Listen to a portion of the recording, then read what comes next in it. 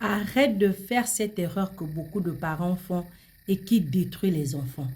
Arrête de faire cette erreur que beaucoup de parents font et qui détruisent leurs enfants. Pourquoi? Proverbe chapitre 22, verset 6 nous dit: instruis l'enfant selon la voie qu'il doit suivre, et quand il sera vieux, il ne s'en détournera pas. Instruis l'enfant, ça veut dire quoi? Enseigne l'enfant, montre l'enfant. L'enfant apprend l'enfant apprend lorsqu'il nous voit faire, lorsqu'il nous voit agir, lorsqu'il nous voit réagir. L'enfant mimique, l'enfant prend en exemple tout ce que tu fais. Si tu n'es pas encore abonné, abonne-toi pour qu'on puisse grandir et se fortifier ensemble. En fait, l'enfant grandit jusqu'à 18 ans. La cervelle de l'enfant n'est pas encore formée.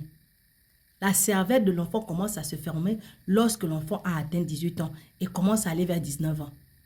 Donc, avant 18 ans, ton enfant ne peut pas être ton meilleur ami. Ton enfant ne peut pas être ton confident. Ton enfant ne peut pas être un messager de tes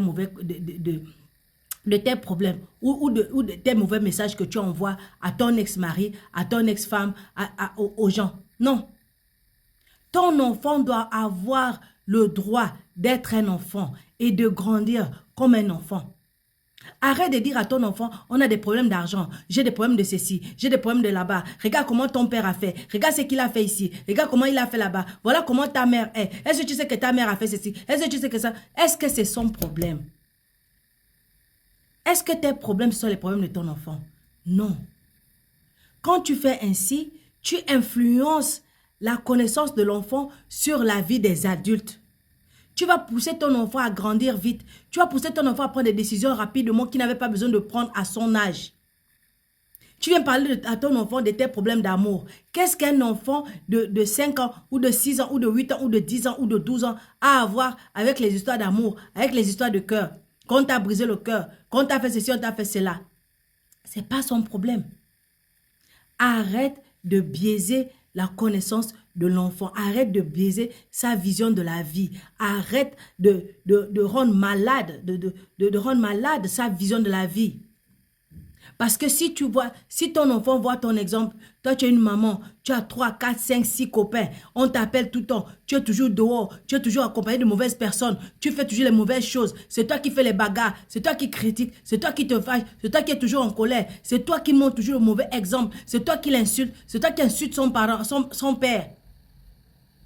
Après tu viens dire que tu dois être une bonne femme. Comment tu t'attends à ce que ta fille devienne une bonne femme si toi tu ne lui montres pas comment devenir une bonne femme? Comment veux-tu que ton fils devienne un vrai homme si toi, le papa, tu ne montres pas l'exemple à ton fils comment devenir un vrai homme? Alors, s'il te plaît, arrête de voler la jeunesse à ton enfant. Arrête de voler à ton enfant son innocence. Ce n'est pas ton meilleur ami. Elle n'est pas là pour écouter tes conseils. Elle n'est pas là pour écouter tes commérages ou écouter les problèmes de ta vie. Ce n'est pas son rôle. Et arrête de envoyer les messages négatifs ou les messages codés. Ce n'est pas son rôle. Son rôle, c'est devenir un enfant heureux, un enfant tranquille, qui a sa vision de la vie, qui a sa compréhension de la vie, et montre-lui seulement l'exemple de comment faire et comment devenir une meilleure personne en Jésus. Montre-lui Dieu, montre-lui comment marcher avec Dieu, comment aimer Dieu, et tu verras que ce que tu auras mis en lui portera du fruit. Alors s'il te plaît, change ta manière de faire. Shalom.